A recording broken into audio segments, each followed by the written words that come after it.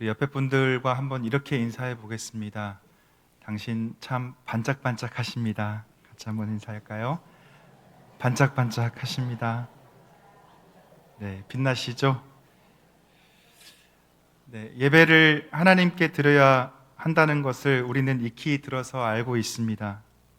그러나 예배를 진짜로 하나님께 드리는 것, 온전하게 드리는 것은 참 어렵습니다. 일단 우리는 예배가 너무 익숙합니다. 또 많죠. 익숙하기 때문에 예배에 대한 열정이나 관심이 그렇게 크지가 않습니다.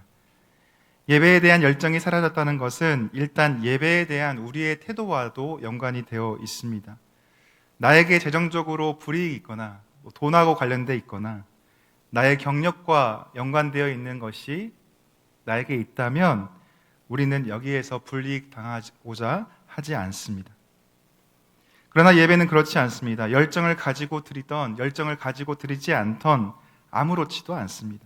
불이익이 없어 보입니다.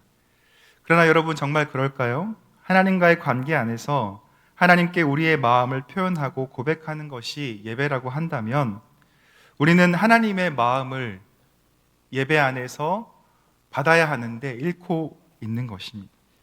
예배에 대한 열정이나 관심이 없다는 것은 하나님을 우리가 무시하는 것과 같습니다. 하나님을 아는 것과 하나님을 섬기는 것은 전혀 다른 이야기입니다. 우리는 모두 온전한 인간으로 살아가도록 하나님께서 만들어 주셨습니다. 하지만 믿는 것과 행하는 것의 균형이 깨지는 순간 온전한 인간으로 이 땅을 살아갈 수 없다는 이야기입니다. 에베소서는 이런 우리들의 모습 가운데 하나님을 아는 것과 하나님을 섬기는 것에 대한 균형 감각을 익히게 해주는 책입니다. 오늘 본문 4장 1절은 양팔 저울의 중심축과 같습니다. 오늘 본문 4장 1절 말씀을 같이 한번 읽어보겠습니다. 4장 1절입니다. 그러므로 주 안에서 갇힌 내가 너희를 권하노니 너희가 부르심을 받은 일에 합당하게 행하여. 아멘. 4장 1절의 말씀은 앞선 1장부터 3장의 내용과 또 이후에 펼쳐질 4장부터 6장의 내용을 균형 저울처럼 절묘하게 연결하며 이 구절은 앞과 뒤를 받치고 있습니다. 1장부터 3장의 내용을 이야기하고 있는 단어는 바로 부르심을 받은 일이라는 단어입니다. 또 4장과 6장, 4장부터 6장의 내용을 이야기하고 있는 단어는 행하여라는 단어입니다.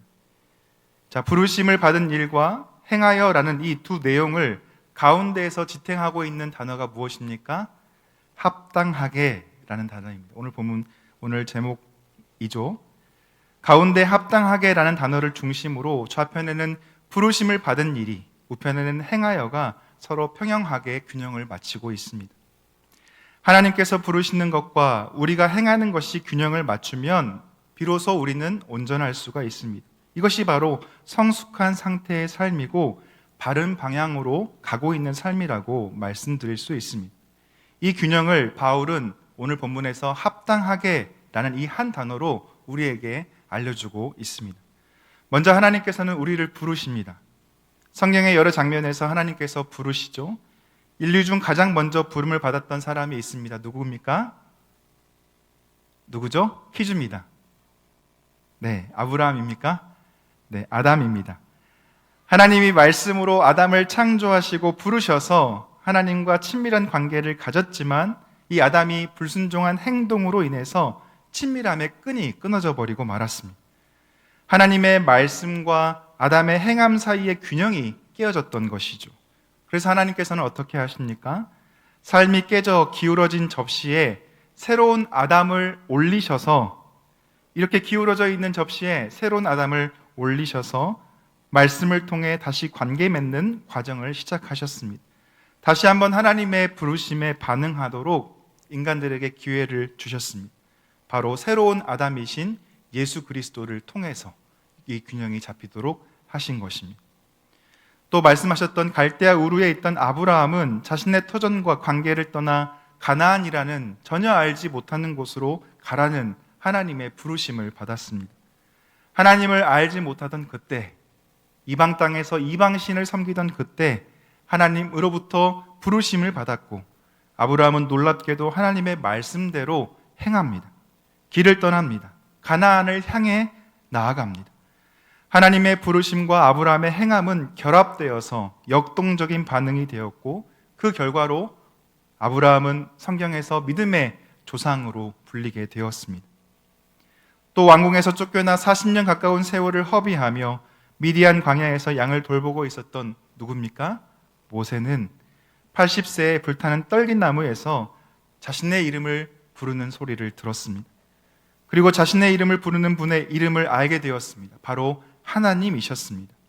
불타는 떨긴 나무에서 개인적으로 받은 부르심에 대해서 모세의 개인적인 반응은 이스라엘 백성들을 애굽의 속박에서 벗어나게 해서 홍해를 건너 약속의 땅으로 나아가게끔 하였습니다. 우리가 잘 알고 있는 출애굽 사건이 하나님의 부르심과 모세의 응답, 행함으로 이루어진 사건입니다. 갈릴리 해변에서 예수님은 4명의 제자들을 부르셨습니다. 베드로, 시몬, 야고보, 요한. 예수님은 또 계속해서 부르셨습니다. 4명은 12명이 되었습니다. 제자들은 예수님과 함께 생활하며 시간을 보냈습니다. 예수님께 듣고 질문하고 순종하고 지켜보고 기도했습니다. 시간이 지나 예수님께서는 십자가에서 죽으셨고 부활하셨습니다. 그리고 제자들을 다시 찾아와서 부르셨습니다. 예수님의 부름은 각각 자기 십자가를 지고 예수님께서 지셨던 십자가까지 따르라는 부름이었습니다. 제자들은 이 부름을 받고 예수님과 함께 걸어갔습니다. 예수님의 부르심과 제자들의 행함이 합해지면서 제자들은 성령이 세우신 교회가 되어갔습니다. 그리스도인을 박해하기 위해서 다메섹을 지나가던 사울이라는 남자가 자신의 이름을 부르던 소리를 들었습니다. 사울아, 사울아, 누구십니까? 나는 내가 핍박하는 예수라. 말씀하는 이 부름에서 사울의 이름이 바울로 바뀌었습니다. 예수님을 추적하던 자, 예수님을 믿는 자들을 핍박하던 자에서 예수님을 따르는 자로 바뀌었습니다. 예수님의 부름과 사울의 반응은 바울이라는 사람의 행함이 되었고 또 복음이 전 세계로 퍼져나가는 사건이 일어나게 되었습니다. 하나님께서는 또한 우리들을 이 시간 부르고 계십니다. 오늘 동은교회 예배당에 앉아있는 우리들을 부르십니다. 이미 우리가 알고 있습니다. 하나님께서 우리를 부르셨다는 사실을 말입니다. 아브라함처럼 직접 나타나셔서 모세처럼 불꽃 떨기 가운데에서 제자들에게처럼 사람의 몸, 인간의 몸으로 직접 오셔서 바울처럼 큰 음성으로 들려주시지는 않았지만 하나님께서 우리를 지금 부르고 계십니다. 그리고 우리는 부르심을 받았습니다. 자, 부름을 받은 우리들, 그러면 이제 우리는 어떻게 해야 하겠습니까? 무엇을 해야 하겠습니까? 부름에 대한 반응은 앞에 성경의 인물들을 통해 살펴보았듯이 행동해야 합니다. 삶으로 하나님의 부름에 응답해야 합니다. 행동이라고 할 때 우리의 출발점은 하나님에 대해서 생각만 하는 것이 아닙니다. 하나님은 사상이 아닙니다. 우리는 듣고 반응하고 순종합니다. 성경을 히브리어로 미크라라고 하는데 이것은 부르다라는 단어에서 나왔습니다. 성경은 들고 다니면서 하나님에 대한 정보를 얻으려고 읽는 책이 아니라 들어야 하는 하나님의 음성인 것입니다. 말씀을 듣고 우리는 말씀의 소리에 반응하고 순종해야 합니다. 파블로프라는 과학자가 한 실험을 했습니다. 한 개에게 소리를 들려줄 때마다 음식을 줍니다. 딸랑딸랑, 딸랑딸랑 하면 음식을 주고 딸랑딸랑 하면 딱 오면 음식을 주었습니다. 음식을 주지 않고 소리만 들려줬는데도 당연히 이 개는 어떻게 합니까?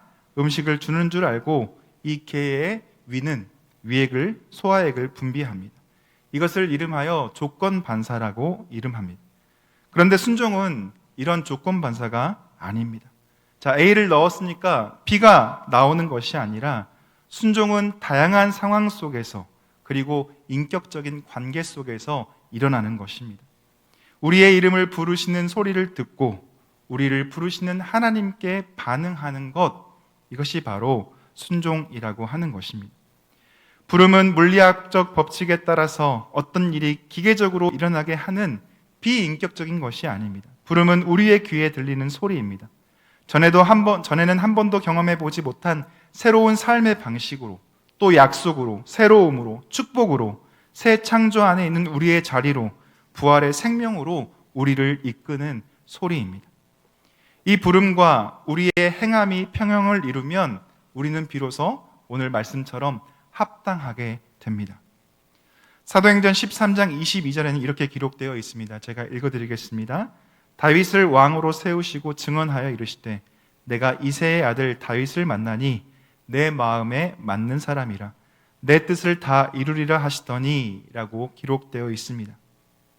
하나님께서는 기름을 부어 다윗을 부르셨고 다윗은 하나님의 뜻을 자신의 삶에서 이루었습니다.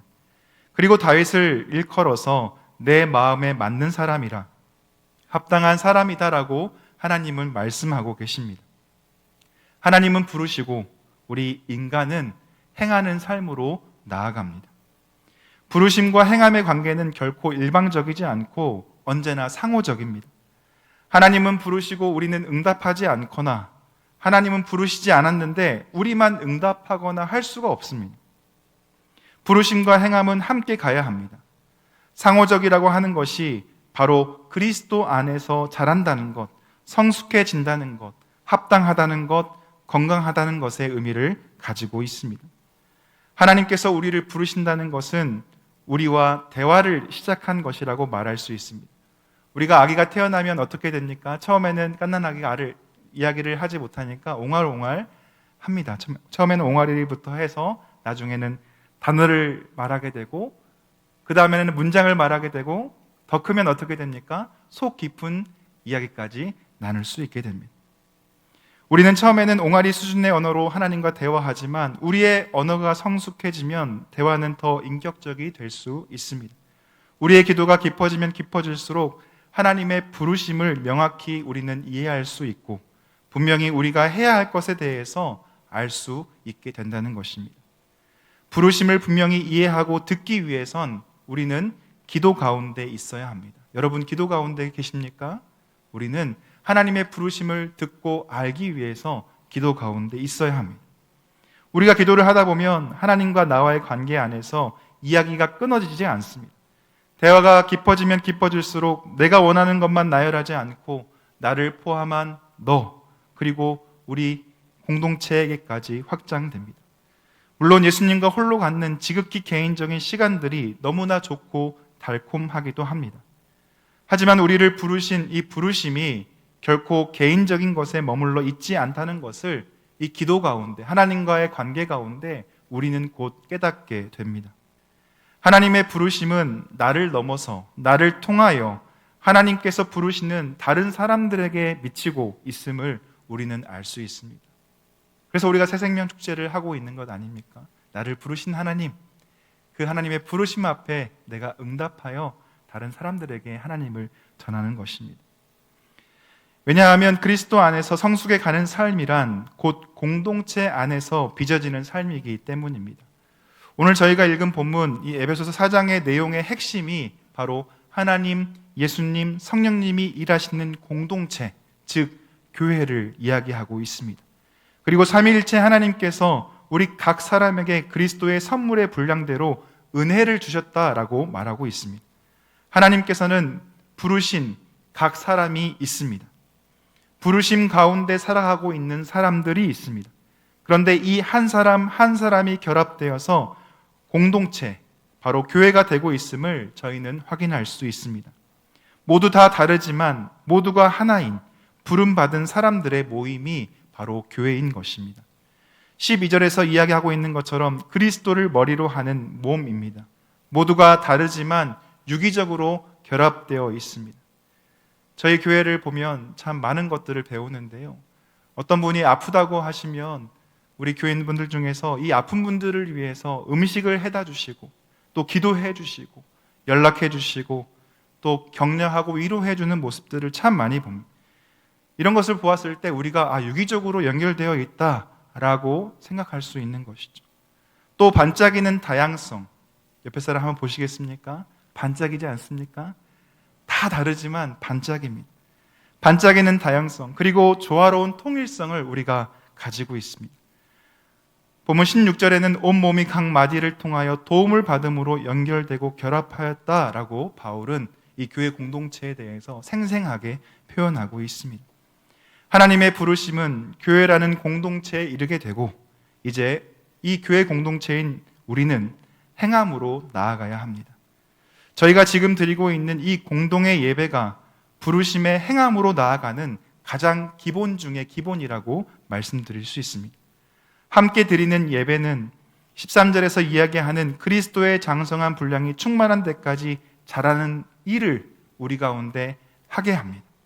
우리는 무엇을 통해서 성숙해지냐면 이 예배를 통해서 성숙해집니다. 이 성숙은 우리가 좋아하는 동네 친구들이나 직장 동료들과 함께 하는 것이 아니라 우리 하나님 안에서 자녀된 이 하나님의 친구들과 함께 예배를 드리면서 우리 함께 드리는 이 사람들과의 우정이 자랄 때 가능한 것입니다. 예배는 개인만이 아니라 공동체를 그리고 교회를 빚어갑니다. 그리스도 안에서 자라려면 하나님의 부름에 응답하는 모든 사람과 함께 자라가야 한다는 것입니다. 우리가 교회 안에 있는 어떤 사람들을 좋아하건 또 싫어하건 그것은 아무런 상관이 없습니다. 우리는 지금 여러분 자리 옆에 앉아있는 사람들과 함께 예배해야 한다는 것입니다. 예배를 무시하지는 않더라도 예배에 대해서 아무런 생각이 없는 경우들이 많습니다. 예배가 매주 드리는 이 예배 너무 지겹다, 평범하다 라고 이야기하기도 합니다.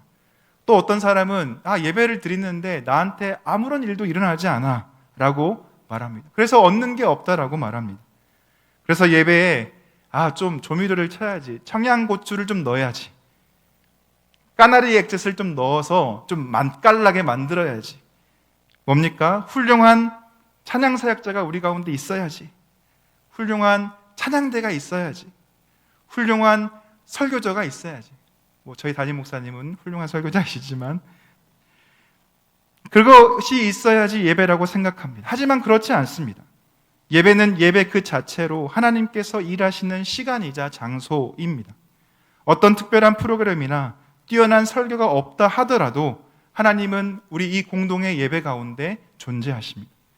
그 어떤 것도 첨가되지 않은 소박한 공동의 예배는 다른 사람들과 함께하는 삶의 질서를 가져오게 된다는 것입니다.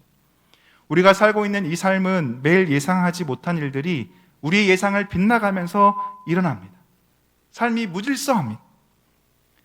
그런데 이 삶의 질서가 필요합니다.